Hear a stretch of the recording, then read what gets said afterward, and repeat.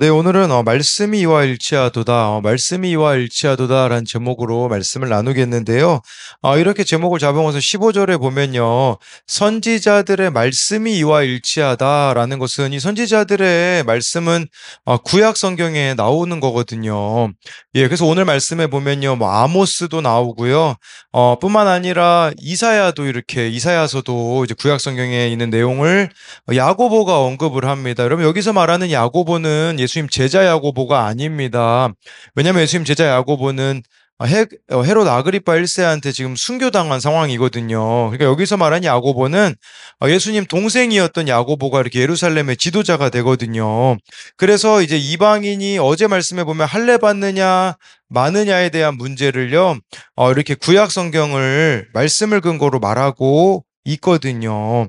그러니까 우리도 필요한 게 있다면 나의 의견을 넘어 그게 말씀이 말씀하시는 바와 일치하는지를 좀 대조해 보는 거예요. 그래서 오늘 말씀을 통해 말씀과 일치한 삶을 살아가기 위해 필요한 게 무엇인가를 같이 나눌 텐데요. 첫 번째로는요, 말씀과 일치한 삶은 첫 번째로 말씀 앞에 가만히 있습니다. 12절인데요. 온 무리가 가만히 있어 바나바와 바울이 하나님께서 자기들로 말미암아 이방인 중에서 행하신 표적과 기사에 관하여 말하는 것을 듣더니 저에게 제일 눈이 갔던 단어가 뭐냐? 온 무리가 가만히 있어라는 이 부분입니다. 여러분 여기서 가만히 있는다라는 것은 아무것도 안 한다라는 뜻이 아니에요. 침묵한다라는 뜻이거든요. 뭐에 대해서 침묵하냐? 상대방의 의견을 듣는데 침묵해야 된다라는 거예요. 여러분 자기 막 생각이 강한 사람은요 말을 끊어버리잖아요.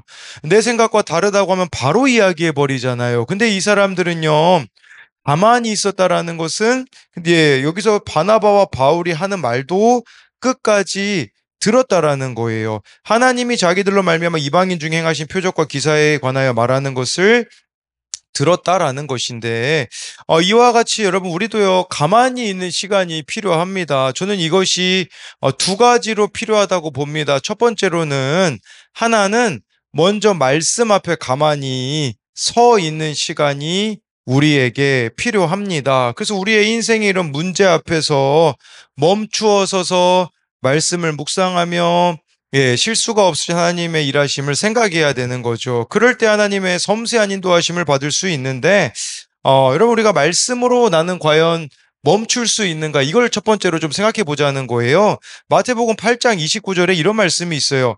이에 그들이 소리질러 이르되 하나님의 아들이여, 우리가 당신과 무슨 상관이 있나이까? 때가 이르기 전에 우리를 괴롭게 하려고 여기 오셨나이까? 하더니, 여러분 이게요 귀신이 하는 말이거든요. 귀신이요 예수님이 누군 줄 알아요.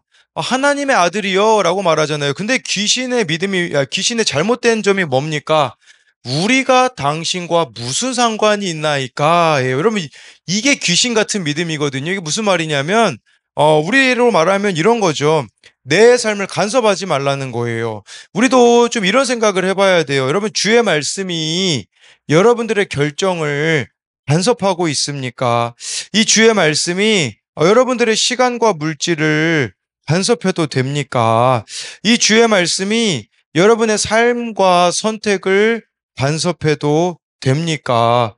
부부 사이, 자녀와의 관계도 이 말씀이 간섭해도 되냐라는 거죠. 제가 이 이야기를 왜 드리냐면 여러분 말씀 묵상은 말씀의 간섭을 받겠다라는 거예요.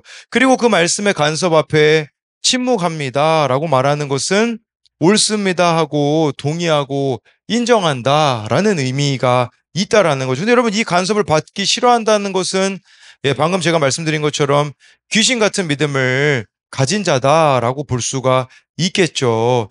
또 여기 12절에 두 번째로 그렇다면 가만히 있는다라는 것은 다른 사람의 의견을 경청하는 시간이 있어야 된다라는 거예요. 우리는 어떤 일이 있을 때 지레짐작으로 예측하여서 생각하고 상대방에 대하여 평가를 내리는 경우들이 있잖아요. 그래서 우리가 상대방에게 직접 이야기를 들어보는 게 필요하다라는 것이죠.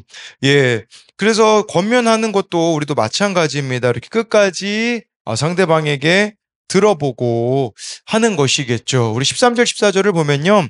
말을 마침에 야고보가 대답하여 이르되 형제들아 내 말을 들으라 하나님이 처음으로 이방인 중에서 자기 이름을 위할 백성을 취하시려고 그들을 돌보신 것을 시므온이 말하였으니 바나바와 바울이 여러분 그 12절에 이렇게 이방인 중에 행한 표적 기사에 관한 내용이 나오고 이제 야고보가 대답을 하는데요. 중요한 것은 23절에 야고보의 말의 시작이 형제들아로 시작한다라는 거예요. 이게 뭘 말하는 거겠습니까? 어떤 결정을 내리든지 서로 형제인 것을 잊으면 안 된다라는 거예요. 여러분, 우리는 그 결정이 나의 그런 생각과 안 맞으면 어떻습니까? 형제로 여기지 않아요. 적으로 여기잖아요. 근데 여기서 형제들이라는 말은 어떤 결정이든지 우리는 형제다.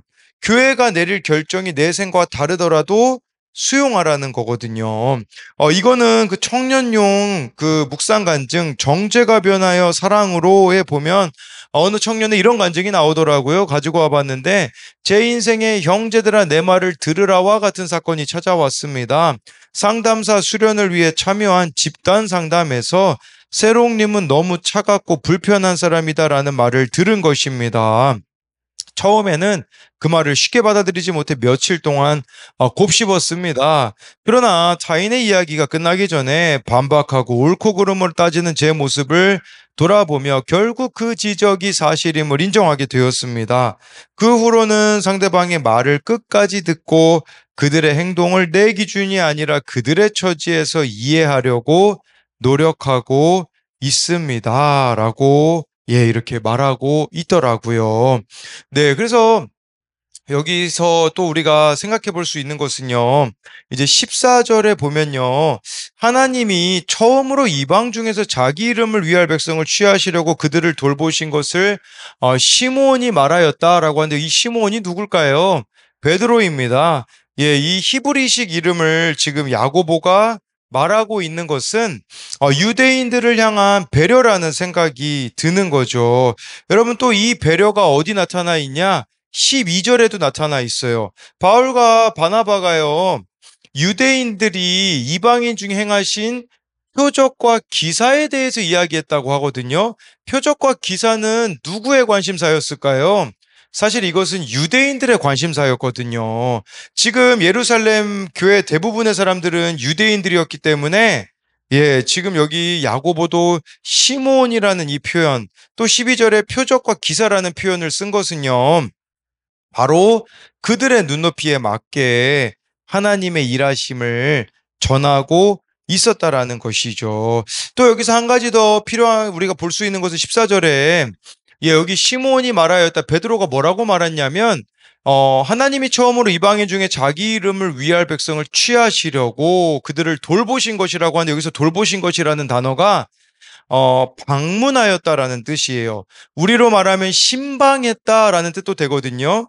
이게 무슨 말이냐면 베드로가요 그 고넬료의 집에 방문했던 것을 지금 이렇게 말했다라는 것을 야고보가 인용한 것이라고 볼 수 있는데 우리가 여기서 생각해 볼 수 있는 게 뭐냐면 우리가 이 성령의 인도하심에 순종할 때 그 사람에게 그 누군가에게 하나님의 신방, 하나님의 방문이 이루어진다라는 거예요. 여러분 우리가 그러니까 필요한 게 뭐냐면 말씀에 근거하여서요 성령의 도우심으로 순종해야 되는 거예요. 그러면 그 내가 순종하여서 그 사람을 찾아가잖아요. 그 사람에겐 이게 하나님의 방문이 될 수 있는 거예요. 제가 그 적용하기로 우리 교회가 이 충남, 충북 지역의 그 네트워크 허브 교회가 되었잖아요. 우리들 교회에서. 그래서 제가 적용했던 건 뭐냐면 여기 열 몇 개 교회한테 이제 충남, 충북 지역 그 교회 목사님들에게 연락해서 방문하기로 하였거든요. 그래서 어제 충북 음성을 다녀왔습니다. 근데 그 목사님이 딱 그 얘기를 하시더라고요. 저의 방문이 지금 딱 필요한 시점이었었다라고 하더라고요. 그래서 어떻게 이렇게 방문할 생각을 했습니까? 라고 물었을 때 적용으로 하게 되었다라고 이야기를 드렸거든요. 이게 여러분 14절의 말씀의 의미라는 거예요. 내가 오늘 말씀을 따라서 적용하는 거, 순종하는 것은 그것이 그 사람에게는 하나님의 방문이 될 수 있다라는 측면으로 이야기를 드리는 겁니다. 그래서 이것에 대한 적용 질문은요. 나에게는 이 가만히 있는 시간이 있습니까? 예, 그래서 이 가만히 있다라는 것, 아까 제가 두 가지로 설명드린 말씀 앞에 서 있는 시간, 다른 사람의 이야기를 경청하는 시간이 나에게 있습니까? 또 한 가지는요, 그 방문했다라는 것으로 제가 설명드린 것인데, 말씀에 순종하여 성령의 도우심으로 누군가에게 손과 발이 가는 적용을 하여서 하나님의 방문이 이루어지게 한 적이 있습니까? 그래서 이 베드로가 고넬료의 집에 방문한 것이 고넬료에게는 하나님의 방문으로 여겨졌잖아요. 그러니까 우리가 주님의 손과 발이 되어 적용을 하면서 살아가는 것은 그 사람에게는 하나님의 신방, 하나님의 방문이 되어질 수 있다라는 것으로 네, 이렇게 설명을 드린 것입니다.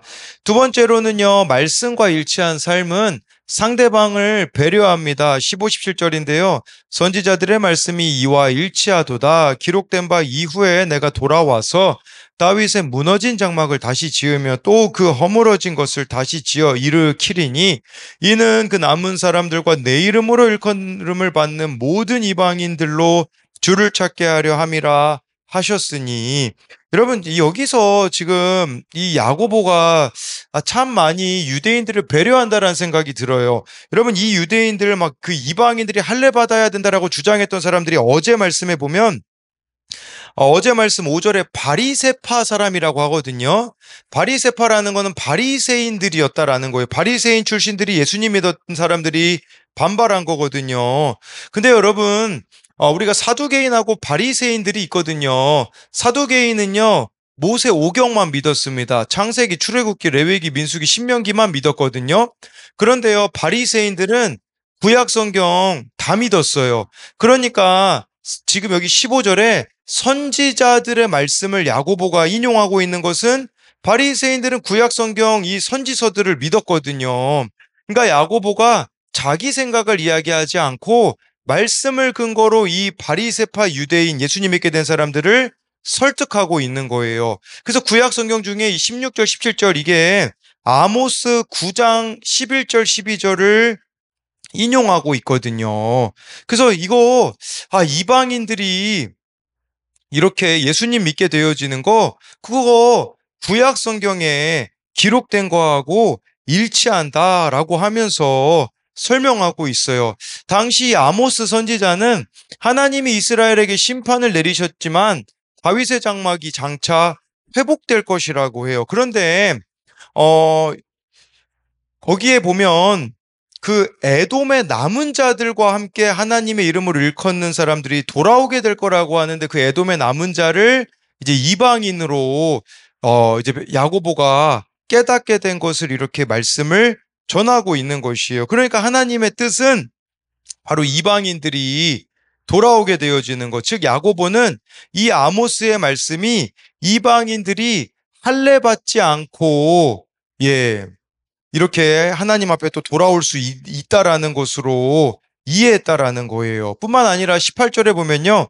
즉 예로부터 이것을 알게 하시는 주의 말씀이라 함과 같으니라. 여러분 이 말씀은 이사야 45장 21절 말씀을 야고보가 말하고 있는 것이에요. 그러니까 이방인들도 하나님께 돌아와서 구원받게 된 것은 이미 이사야 말씀에 이렇게 기록된 것이다라고 말하고 있어요. 그리고 여기 18절에 주의 말씀이라 함과 같으니라. 여러분 이것은요. 우리들에겐 좀 그런 의미가 있어요. 지금 우리가 가지고 있는 성경이요. 적어도 우리에게는 수천 년이 지난 말씀이기 때문에 우리와 상관없다고 생각이 들 수 있겠죠. 근데요. 이 말씀의 의미는 상관 있다라는 뜻입니다. 지금 야고보가 그 구약 성경들을 이렇게 인용하는 것은 적어도 이것이 700년에서 800년 전에 기록된 말씀을 야고보가 인용하면서 지금 이것이 우리들에게 현재도 유효하다라는 그렇게 말씀을 전하고 있다면 우리들에게도 마찬가지입니다. 이 신구약 66권은요, 우리와 관련이 없는 게 아니라 시간이 세월이 흘러도 여전히 그 효력이 우리들에게 발휘되어져야 한다라는 거예요. 그러니까 야고보가 이해할 수 없는 일에서 그 말씀을 다시 생각해서 아모스 말씀이 생각나고 이사야 말씀이 생각남으로써 이 문제를 해결했듯이 여러분 우리도요 이해되어지지 않는 일들이 우리들에게 있어요. 그때 우리가 해야 되는 게 뭐냐면 말씀에서 답을 찾는 겁니다. 그때 나를 향한 하나님의 뜻을 알 수가 있는 것이겠죠. 이 구약 성경들로 설득하고 있는 것은 그 바리새파 출신이었던 예수님 믿게 된 유대인들을 향한 야고보의 배려였다라는 것이죠. 여러분 우리도 이런 지혜가 있었으면 좋겠어요. 누군가에게 이야기해 줄 때 그 사람을 배려해서 이렇게 이야기하는 거죠. 그렇다면 여기서 끝나는 걸까요? 아니에요. 끝이 아니에요. 19절부터 21절에 보면 이방인들도 이제 해야 되는 그 가이드라인을 정해줍니다. 그러므로 내 의견에는 이방인 중에서 하나님께로 돌아오는 자들을 괴롭게 하지 말고 다만 우상의 더러운 것과 음행과 목매어 죽인 것과 피를 멀리하라고 편지하는 것이 옳으니 이는 예로부터 각 성에서 모세를 전하는 자가 있어 안식일마다 회당에서 그 글을 읽음이라 하더라. 그러면 여러분 이방인들 할례 안 받아도 된다고 해서 끝일까요? 아닙니다. 이방인들도요 할례 받진 않아도 되지만 해야 되는 게 있다라고 적용점들을 딱 이렇게 야고보가 얘기해 줘요. 그 적용점들은 네, 여기 보면 크게 네 가지로 이야기를 하죠. 이방인들에게 첫째로 보면요. 우상의 더러운 것을 금하라고 합니다. 이것은 뭐냐면, 당시에 막 이 다신론 사회였거든요. 이 로마 사회가. 그래서 우상 숭배의 대상인 신에게 바치는 제물로 죽임당한 동물의 고기를 먹는 그 잔치에 참여하는 것을 금하라고 하였어요. 두 번째로 이방인들은요, 할례는 받지는 않지만 음행을 금하라고 하였습니다. 그러니까 이 이방인들이 유대인들보다 이제 예수님 믿기 전에 음행에 더 취약하게 노출되어 있었었거든요. 그러니까 이제는 이들이 예수님을 믿는다면 하나님께 돌아왔다면 즉시 끊어야 되는 게 바로 이 음행의 문화를 끊어야 된다라고 말해주고 있죠. 셋째로는요, 목매어 죽인 것을 먹지 말라고 합니다. 이것은 그 당시 적절하지 못한 방법으로 죽인 동물의 경우 피가 다 빠져나오지 않은 고기를 먹지 말라고 하고 있어요. 예, 그런 부분들을 말해주고 있고 또 네 번째는요, 고기 먹을 때 피채 먹지 말라고 합니다. 예, 그래서 이런 행동들을 하지 말라고 말해주는 것인데 피를 멀리하라는 게 그건데요.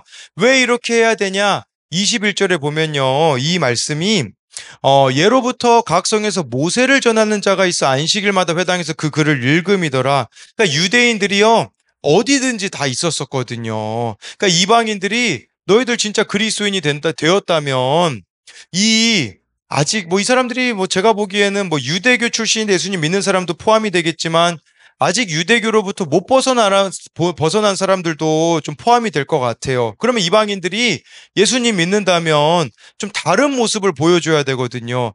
그렇게 다른 모습을 보여줌으로써 그들 또한 하나님께 돌아올 수 있게 해야 된다라는 것을 말해주고 있는 것이에요. 그러니까 이방인 크리스천들이 이 최소한의 기준을 지킴으로써 서로 하나가 되어줘야 된다라는 거. 또 교회 밖에 믿지 않는 유대인들과 접촉점을 갖기 위하여서 이 네 가지들은 적어도 해야 된다라는 것으로 이렇게 말씀해주고 있는 부분이라고 할 수가 있는 것입니다.